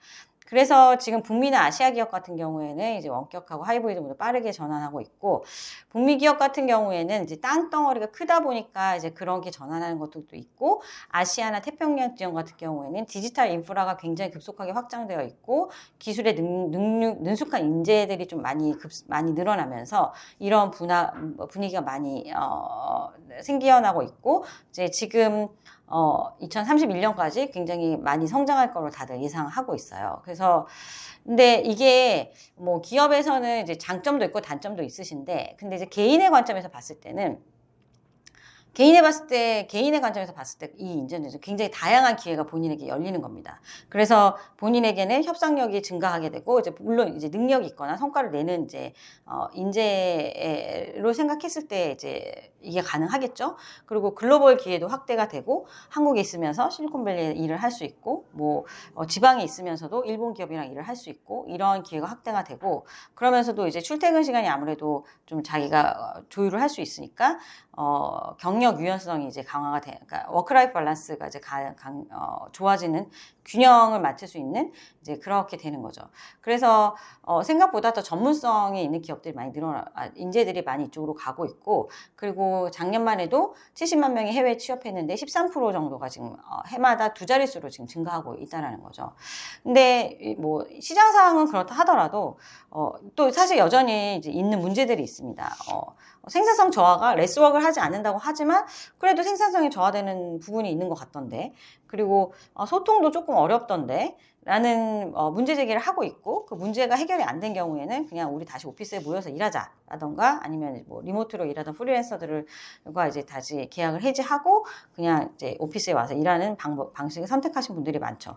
근데 이제 여기 재밌는 이제 그 설문조사 결과인 게요. 이제 이 왼쪽에 근데 또 관리자들은 또 활성화될 거라고 예상을 하고 계세요.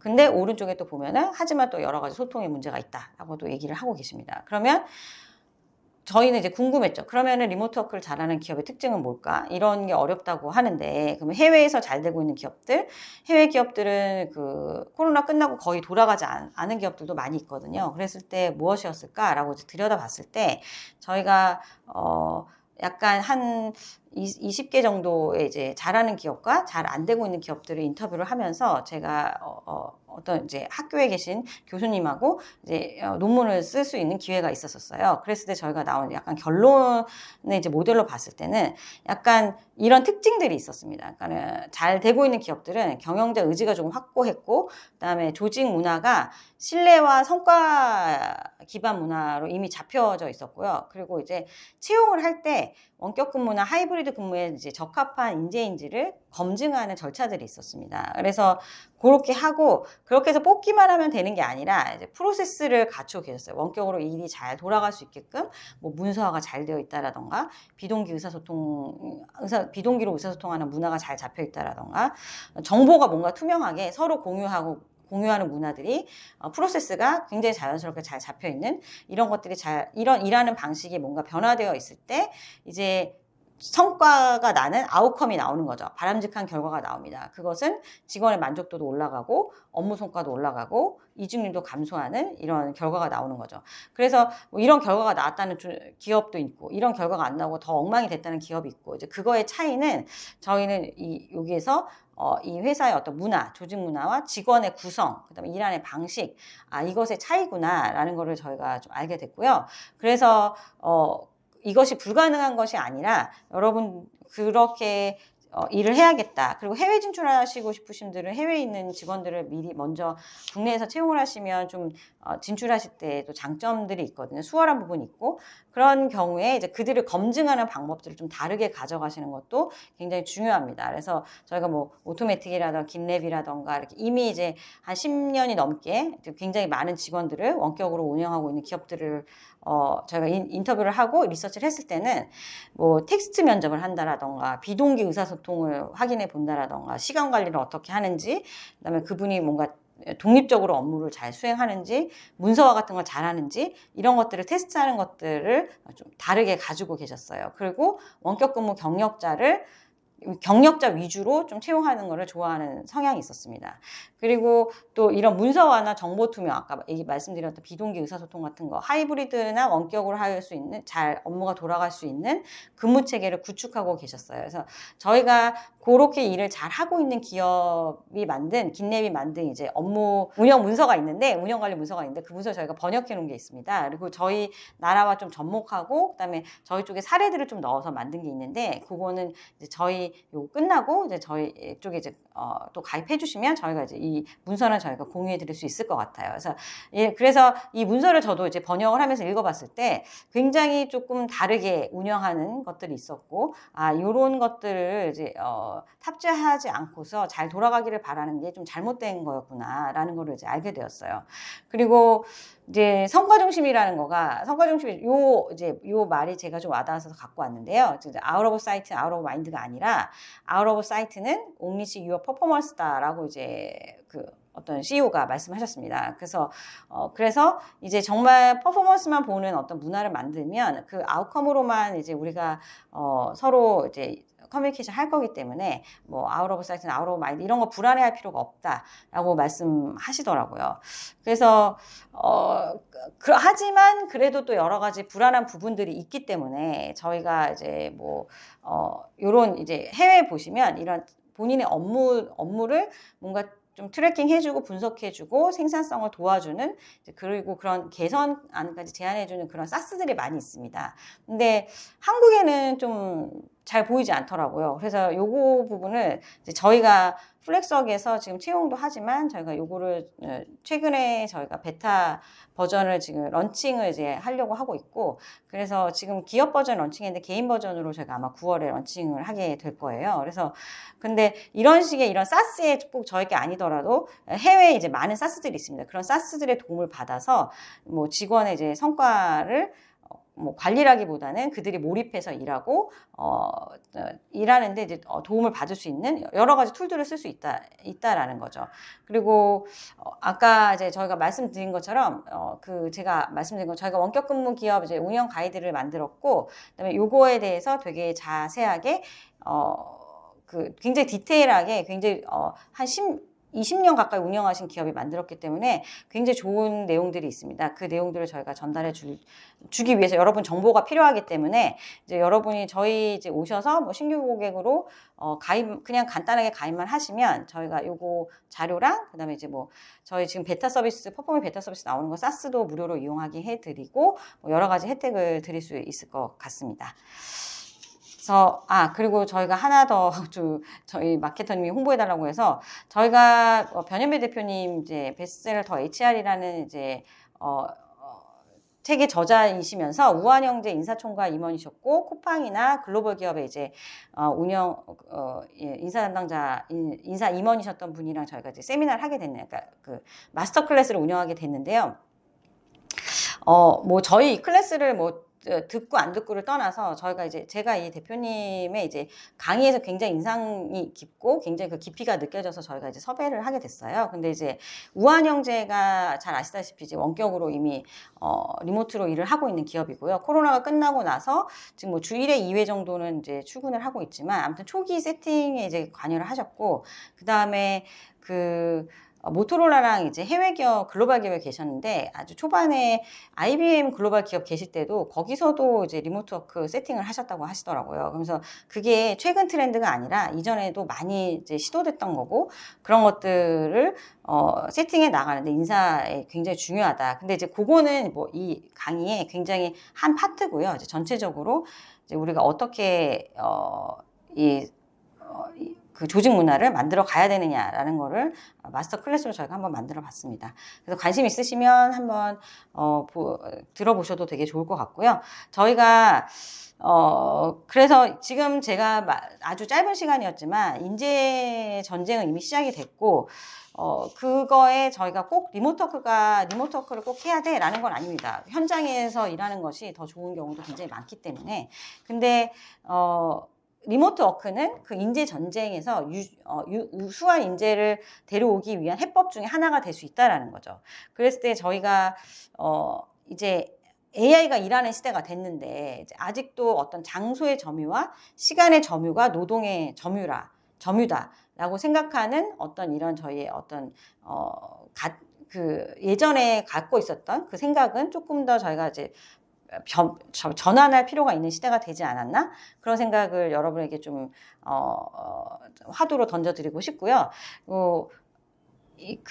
그래서 이 강의를 통해서 여러분이 좀 인재 확보의 지평을 좀 넓히고 원격 근무를 좀 더 전략적으로 활용하시는 인재를 채용하는데 전략적으로 활용하시는데 어떤 힌트를 얻어가셨으면 되게 좋을 것 같습니다. 그래서 저희 쪽에서 그런 정보도 많이 드리고 강의도 하고 또 자료도 드리고 여러 가지 하고 있기 때문에 관심 있으신 분들은 또 저희 쪽이랑 플렉스웍이랑 또 함께 하시면 굉장히 좋을 것 같습니다. 감사합니다.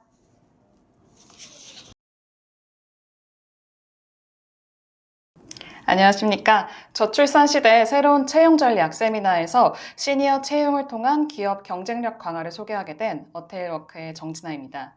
저희는 중장년 인재의 재취업을 돕는 일자리 플랫폼 어테일워크를 운영하면서 동시에 퇴직 예정자를 대상으로 교육 컨설팅을 영위해 왔는데요.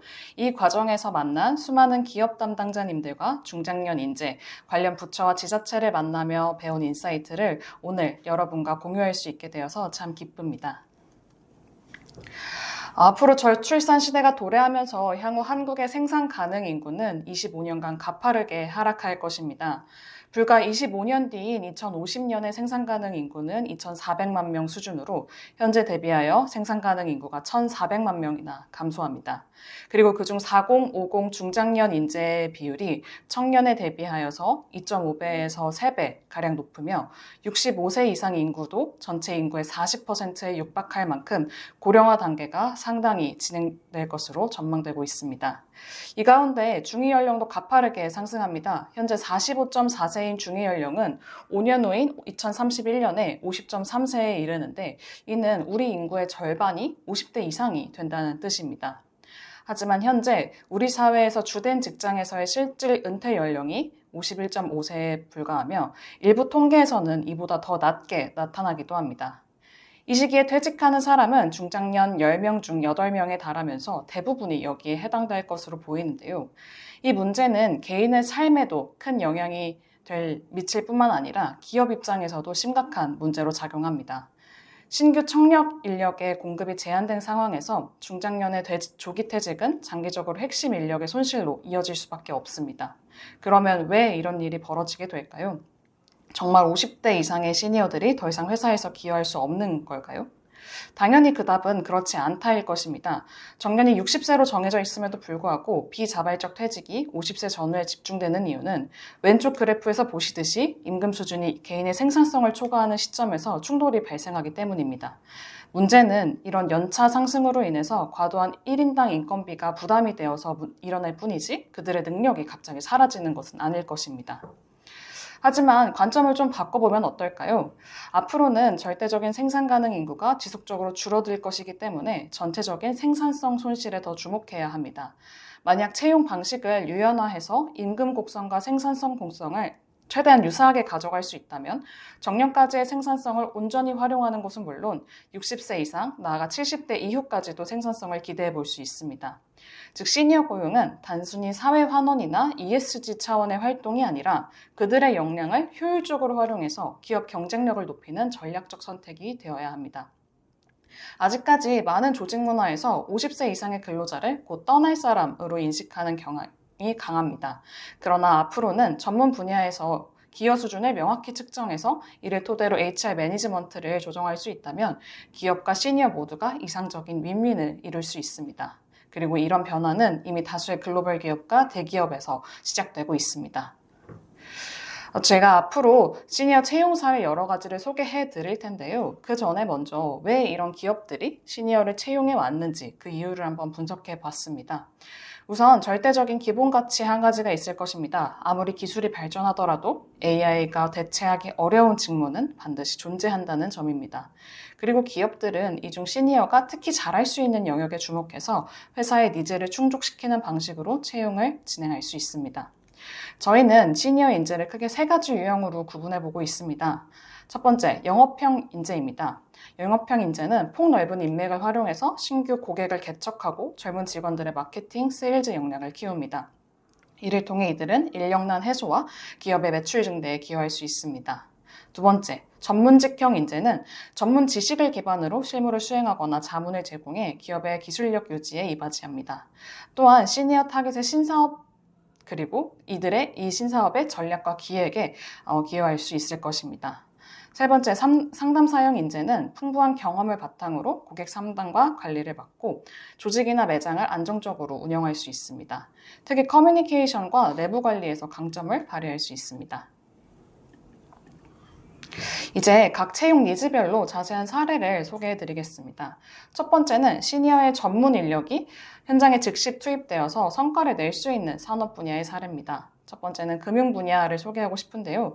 영업, 고객 상담, 외환, 법무, 심사, 그리고 시니어를 대상으로 한 상품 마케팅 등 다양한 영역에서 시니어를 채용하고 있습니다.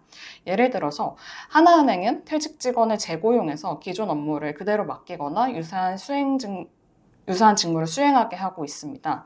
국민, 신한, 우리은행 역시 대출 심사나 자산관리, 연금 마케팅, 내부 통제 등 전문성을 살린 포지션을 운영하고 있습니다. 글로벌 투자은행인 골드만삭스에서도 네트워크와 업무 스킬을 활용할 수 있도록 재취업 프로그램을 운영하고 있습니다. 두 번째로는 외식, 유통 분야입니다. 이 분야는 고객 응대, 서비스 기획, 매장 관리, 시장 조사 등 경험과 대인관계 능력이 강점인 업무가 많습니다. 한국 맥도날드는 시니어 크루를 매장 운영과 고객 응대에 적극 활용하고 있고 하나호텔앤리조트도 외식, 호텔, 단체 급식 분야의 시니어를 채용하고 있습니다. 나이키나 애플스토어도 시니어 직원을 매장에 배치해서 운영과 고객 소통의 품질을 높이고 있습니다. 세 번째는 통신 소프트웨어 분야입니다. 여기서는 기술 전문 인력이 많이 활약하고 있는데요. KT는 시니어 컨설턴트 제도를 운영해서 은퇴 후에도 동일 업무를 수행하며 유사한 생산성을 유지시키고자 하고 있습니다. AT&T와 마이크로소프트 역시 소프트웨어, 데이터, 시스템 분야에서 시니어 전문 기술 인력을 적극 활용해서 조직 역량을 강화하고 있습니다. 두 번째는 회사의 핵심 기술력을 유지하고 생산성을 확보하며 이를 다음 세대에 전승하기 위해 시니어를 고용하는 경우입니다. 이 유형은 주로 기술 기반 제조기업에서 선호되고 있습니다. 예를 들어 삼성전자, LG전자, SK하이닉스 같은 전자 반도체 분야의 기업들은 정년 이후에도 이들을 재고용, 자문계약, 장기 프로젝트 참여형 등을 통해서 시니어들의 핵심 기술을 보존하고 있습니다. 또 기술력이 경쟁력의 핵심인 자동차 산업에서도 토요타, 보쉬가 대표적으로 이런 경우를 채택하고 있습니다. 토요타는 생산 개발 현장 전문가를 퇴직 후에도 재고용하고 보쉬는 시니어 엑스퍼트 프로그램을 운영하면서 시니어가 후배들에게 기술을 전수하는 프로그램을 운영하고 있습니다. 다음은 시니어 인력이 마케팅, 세일즈, 커뮤니케이션, 그리고 반복적인 오퍼레이션 영역에서 활약하는 경우입니다. 먼저 저희 회사에서도 시니어 이사님들을 채용해서 세일즈, 고객관리, 교육진행, 계약관리 등 폭넓은 업무를 맡기고 있는데요. 특히 B2B와 B2G를 대상으로 하는 교육사업에서 이사님들의 탁월한 고객 커뮤니케이션 역량과 B2B 세일즈 경험이 눈에 띄는 성과를 만들어냈습니다. 편의점, 식음료 업계에서도 시니어 인재들이 매장 운영에 크게 기여하고 있습니다. 예를 들어 GS25나 CU는 점포 한 곳당 최소 10여 명의 시니어 파트타임 직원을 채용해서 발주, 상품 진열, 고객 응대 등 반복되는 오퍼레이션 업무를 맡기고 있습니다. 이를 통해 점포를 안정적으로 운영하는 동시에 시니어에게 꾸준한 소득 창출 기회에도 기여를 하고 있습니다. 이런 운영 사례는 일본 기업들에서도 참 다양하게 만나볼 수 있었습니다. 슈퍼마켓, 운수회사, 소형 제작소나 건설 인테리어 회사 등 여러 업종에서 시니어를 현장 운영에 적극적으로 투입해서 운영의 안정성과 품질을 높이고 있었습니다.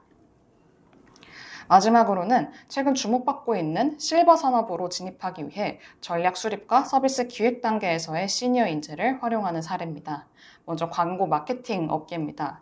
마케팅 회사인 PT코리아가 다양한 배경을 가진 시니어를 고용해서 젊은 세대와의 시너지를 창출하고 그들의 경험을 반영해서 다각도의 시선에서 광고 콘텐츠를 기획하고 있습니다. 특히 약 10명의 시니어 인턴십 제도를 운영하면서 채용 과정을 자체적으로 유튜브 콘텐츠로 제작해 브랜드 홍보에도 활용을 하고 있는데요. 이런 좋은 채용 문화 덕분에 유키즈 온 더 블록 등 유명 TV 프로그램에 회사가 소개되면서 기업 브랜딩에도 긍정적인 효과를 거뒀습니다. 다음은 시니어 타겟 서비스 자체의 기획과 운영에 시니어를 채용하는 경우입니다. 최근 은행권에서는 시니어 고객 유치 경쟁이 치열해지고 있습니다. 이에 따라 국민은행은 퇴직연금의 자산관리, 신한은행은 퇴직연금의 마케팅 업무에 시니어를 채용하고 있습니다. 금융권뿐만 아니라 로컬 여행 스타트업인 노는법에서도 시니어를 대상으로 한 여행상품 기획과 로컬 여행의 운영 매니저 역할에 중장년 인재를 적극 채용하고 있습니다. 마지막은 시니어 고객 친화 환경 조성 사례입니다. 맥도날드는 시니어 크루를 매장 유지나 보수 직무인 메인터넌스 직무에 배치하고 디지털 키오스크 교과서를 제작해서 시니어 고객들의 이용 편의성을 상당히 높이고 있습니다. 이 밖에도 시니어 하우징, 헬스케어, 돌봄 산업 등 앞으로 성장 가능성이 높은 분야에서는 시니어 고객을 이해하기 위해서 중장년 인재의 수요를 계속해서 확대해 나갈 것으로 기대하고 있습니다. 이렇게 다양한 채용 사례를 기업의 니즈별로 한번 살펴보았는데요. 그럼 우리 회사가 실제로 시니어를 채용을 하려면 어떤 사전적 준비가 필요할까요? 저는 이렇게 한번 정리해 보았습니다. 먼저 시니어와 회사 모두가 상호의 인식 장벽을 허무는 것이 참 중요할 것입니다. 왼쪽은 시니어 측에 요구되는 변화입니다. 첫째, 기술과 업무 역량을 최신화해야 합니다. 디지털 툴, 데이터 분석, 협업 플랫폼 등 현업에서 쓰이는 기술을 익히고 전문 분야의 최신 지식을 꾸준히 학습해야 합니다. 둘째, 상사가 아닌 팀원으로서의 역할을 인식해야 합니다. 예전 방식만 고집하기보다는 새로운 접근을 열린 마음으로 검토하고 자신의 작은 실패나 미숙함도 인정하며 동료들에게 개선을 요청하는 긍정적인 태도가 필요합니다. 세 번째는 세대 간 소통 방식에 적응해야 할 것입니다. 지시가 아닌 질문과 제안, 짧고 명확한 보고와 메시지, 감정을 배제한 피드백이 참 중요할 것으로 보입니다. 회사 측도 새로운 형태의 채용을 위해서 제도적, 환경적으로 준비가 필요합니다. 첫째, 역할 설계를 재정의해야 합니다. 시니어에 대한 선입견을 배제하고 프로젝트형, 전문직, 기술직 등 기여도가 명확한 직무를 잘 설계해야 합니다. 두 번째로는 성과 기반 보상 체계를 확실하게 마련해야 합니다. 연공서열이나 근속연수 중심이 아니라 성과와 역할 중심의 보상 방식을 적용하고 동일한 KPI와 인센티브를 잘 제공해야 합니다. 마지막으로는 유연한 근무 조건을 설정하고 널리 활용해야 할 것입니다. 직무 특성에 따라서 주 2, 3회 근무할 수도 있고 상황에 따라 프리랜서나 자문 컨설팅, 기간제 계약직, 파트타임 등 다양한 근무 형태가 적합할 수 있는데 이렇게 유연한 근로계약을 허용해 나감으로써 시니어가 역량을 발휘할 수 있게 하면서도 기업의 비용 부담은 줄일 수 있도록 환경을 잘 조성하는 것이 참 중요할 것 같습니다. 현재 한국의 시니어 일자리는 여전히 단기, 단순, 노무 중심의 저임금 일자리가 대부분을 차지합니다. 55세 이상 취업자의 65%가 임시 일용직이거나 비임금 근로자인 현실은 정말 안타까운 것 같습니다. 그런데 최근에 떠오르는 키워드가 하나 있습니다. 바로 highly educated, highly motivated and healthy 이 세 가지를 앞머리를 따서 만든 3H 시니어를 뜻하는 파워 시니어입니다. 저는 이들의 풍부한 경력과 노하우를 살려서 고부가가치 일자리를 만들어낼 수 있다면 기업의 생산성과 경쟁력 제고에 크게 기여할 수 있다고 생각합니다. 이런 고부가가치 직무를 확대하기 위해서는 시니어와 기업 모두의 부담을 덜 수 있는 유연 고용제의 적극적인 활용이 꼭 필요합니다. 첫 번째로는 프로젝트 기반의 고용 형태입니다. 신제품 품질 개선, 글로벌 규제 대응, 위기 상황 해결 등 단중기 프로젝트에서 시니어의 활용도가 특히 높을 것으로 생각됩니다. 예를 들어 R&D 연구 용역이나 기술 프로젝트 자문은 최근까지 현업에서 일한 시니어가 누구보다 해당 분야를 잘 이해하고 또 많이 기여할 수 있습니다. 외부에서 영입한 시니어 인재의 경우에는 시니어 인턴십 제도를 통해서 3에서 6개월간 프로젝트를 수행해보면서 상호 적합성을 검증할 수도 있고요. 또한 분할 근무제를 적극적으로 활용하면 시니어는 A 회사에서 3일, B 회사에서 2일 등 스케줄을 나누어 근무하면서 각 기업의 비용 부담은 줄이고 시니어 근로자는 5일치의 소득을 확보하면서 역량을 극대화하는 방법을 활용할 수도 있습니다. 두 번째로는 세대 융합 팀빌딩과 HRD 측면의 시니어 활용입니다. 비즈니스 멘토링을 활용하면 외부 전문가가 실무 담당자에게 노하우를 전수하고 동시에 실무에도 참여하면서 생산성을 높여갈 수 있습니다. 또 세대 협업 피드백이나 시니어 주니어 간 원오원 멘토링, 리스크 관리 TF 운영 등을 통해서 각 세대가 서로의 성장에 기여하면서도 장기적인 인재 육성 구조에도 기여할 수 있습니다. 마지막으로는 자사퇴직자의 기간제 재고용 활성화입니다. 정년퇴직이나 비자발적 퇴직 이후에도 계약 형태를 전환해서 동일 업무를 수행하거나 혹은 희망자에게는 새로운 직무를 부여하는 방식입니다. 이렇게 하면 핵심 기술과 조직 이해도를 유지하면서 인력 운영의 유연성을 확보할 수 있을 것입니다. 앞서 소개드린 시니어 채용 방법을 효과적으로 활용하기 위해서는 기업 내부적으로 전문가나 퇴직자 인재풀을 구축하고 필요할 때 신속하게 채용을 검토할 수 있는 체계를 마련해야 합니다. 만일 이러한 관리가 어려운 경우에는 고용노동부의 중장년 내일센터나 서울시의 50플러스 재단 등 중장년 일자리 지원 정부기관을 통해서도 빠르게 시니어 채용에 대한 지원을 받으실 수 있습니다. 또 최근 시니어 채용 수요가 늘어나면서 국내 대형 취업 플랫폼인 사람인이 시니어 전용 플랫폼 원더풀 시니어를 올해 8월에 새롭게 런칭했습니다. 저희 어테일워크도 사람인과 협력해서 원더풀 시니어대에 재취업 컨설팅 서비스를 함께 운영하고 있는데요. 앞으로 중장년 채용 전략 등 다양한 컨텐츠를 해당 플랫폼에 제공할 예정입니다.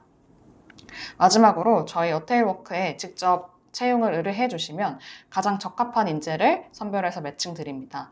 저희는 오픈형 공고 방식이 아니라 저희가 인재를 스크리닝하고 직접 추천하는 직업 소개서형 서비스이고요. 채용 수수료는 없어서 기업에서는 무료로 활용해 보실 수 있으니 많은 문의도 부탁드리겠습니다. 이 외에도 저희가 B2B로 퇴직 예전자를 위한 재취업 지원 교육을 진행하고 있고 재직자 대상으로도 연차별 생애 설계 교육, 퇴직자를 위한 1:1 재취업 실전 컨설팅, 그리고 관련 콘텐츠 제작 등 시니어 커리어 영역에서 폭넓은 서비스를 제공하고 있습니다. 앞으로도 시니어 일자리 활성화를 위해서 꾸준히 기여해 보도록 하겠습니다. 마지막으로 발표 요약하면서 마무리하겠습니다. 저출산과 생산 가능 인구의 감소로 인한 인력난이 심화되는 미래에서 즉시 투입 가능한 전력 인재로서의 시니어는 AI로도 대체하기 어려운 업무의 수행에 강점을 지니고 있습니다. 우리 회사의 특성에 맞춰서 시니어의 경험과 노하우가 최대한 발휘될 수 있는 직무를 명확히 정의하고 그 역량을 객관적으로 평가할 수 있는 유연한 고용 시스템을 설계해야 합니다.